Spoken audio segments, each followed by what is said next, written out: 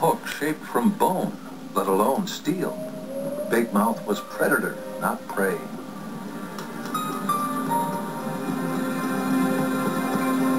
The bass's first meal might have been a bluegill. The bluegill was equipped with spiny fins, so it was hard to swallow. But the bass didn't care. He fed and survived, a favored tribe of fish. And one day, when he felt the spiny fin, he would find too late it was a bony hook.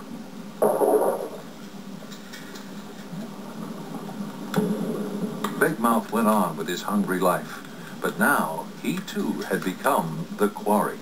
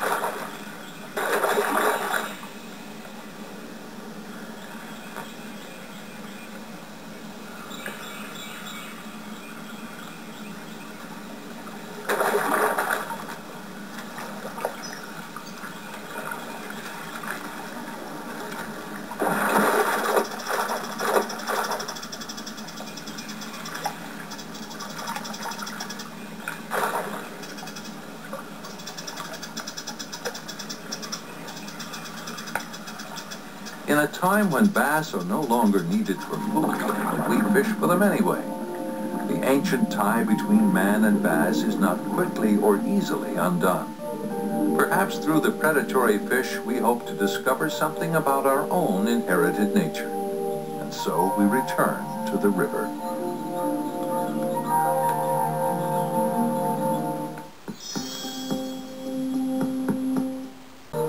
On this southern river, one man has spent 1,500 days in the past 25 years, hoping to answer a few of the riddles of Big Mouth's life.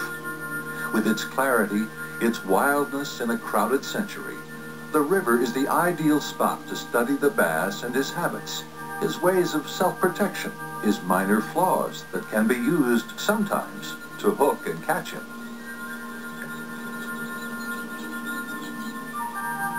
It could be a jungle stream before the last ice age. Beneath its waters rest the bones of prehistoric mammoths. The birds along its wooded banks, long-legged, tent-winged feeders on fish, seem to have survived far past the epoch they were made for. Throwbacks, they live beside the bass and compete with him for the same stocks of forage.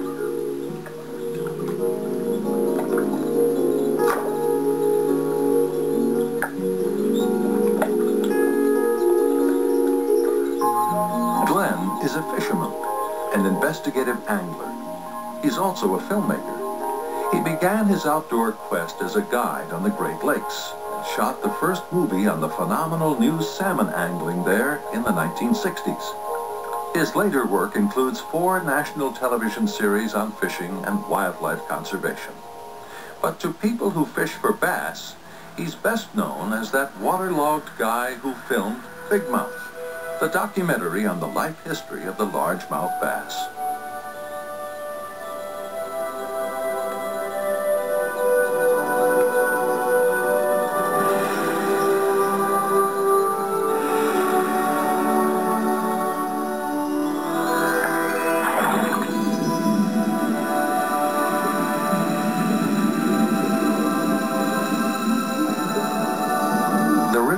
Magical above water, mystical below. Sunlit galleries of foliage draw you onward, though at first they seem strangely empty of other life. The water looks almost too clean for a country boy like Big Mouth. Most bass waters are a bit messier than this. With the water so transparent, the creatures of the river have learned to hide themselves better than most. These lush beds of eelgrass conceal whole cities of insects and crustaceans and fish.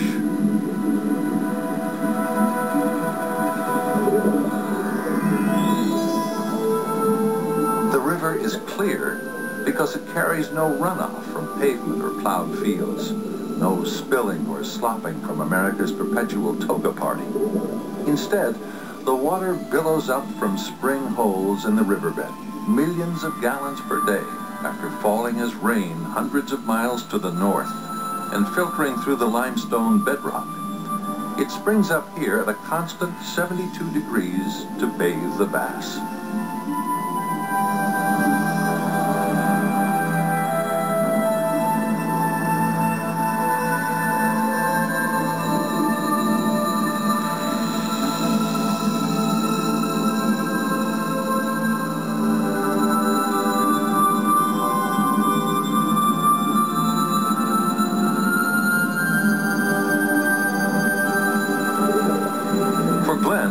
The river is an unsurpassed place to encounter the bass and to make a new film video adding to the discoveries in his previous work. It's located only a few miles from the river where the first Big Mouth was filmed. In both rivers, with their spring-fed currents, the bass and other fish live in a house with glass walls.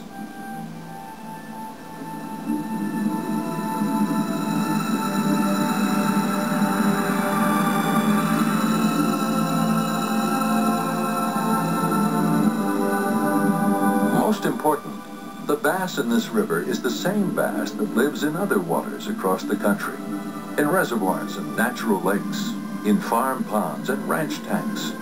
He picks the same kinds of cover to hide in, the same kinds of forage to feed on.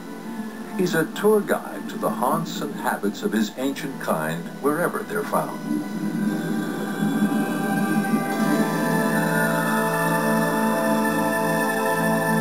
When Glenn made Big Mouth 2 decades ago, he didn't do it alone. The project required the help, on camera and off, of a highly skilled angler to cast and retrieve lures, to hook and catch bass. That angler lived nearby and knew the waters and was a longtime friend. He was, and still is, the nation's best-known writer on bass, a man familiar to 500,000 readers as Uncle Homer.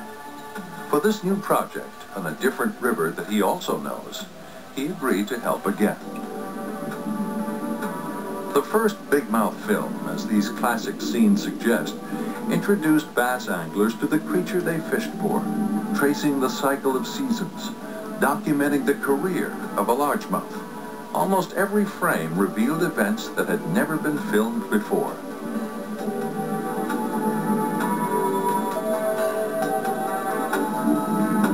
The main character in that movie was the bass. Homer, for his part, was a shadowy presence seen from the viewpoint of the fish. And so, in a sense, he was a stand-in for every angler. He was a human predator who always let his catch go back to the water unharmed.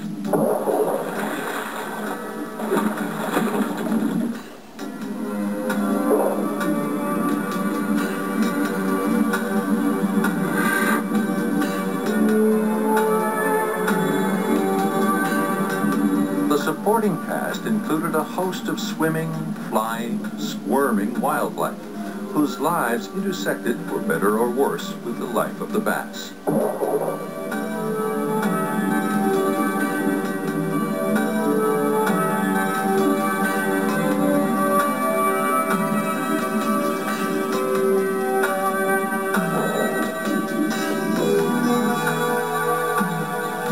Anglers learned many new truths from the film, anglers including Uncle Homer.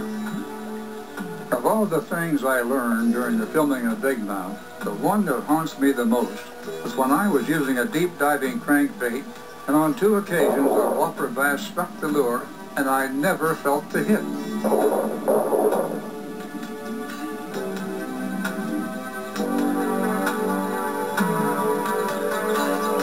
Since that time and over the years, we discovered that the largemouth bass often grabs and ejects a lure.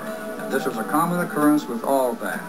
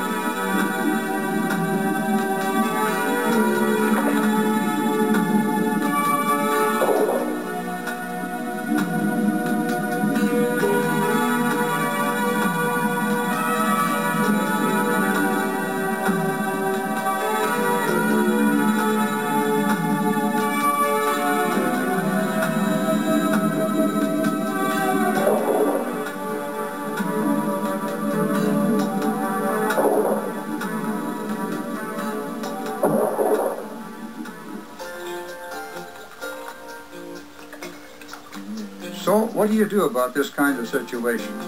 Well, I'll tell you what I started doing after I saw the bass grabbing and blowing out the lure some 20+ years ago. Now, whenever I feel the slightest tick or bump, I set the hook. And you'd be surprised how many more bass I've caught since then.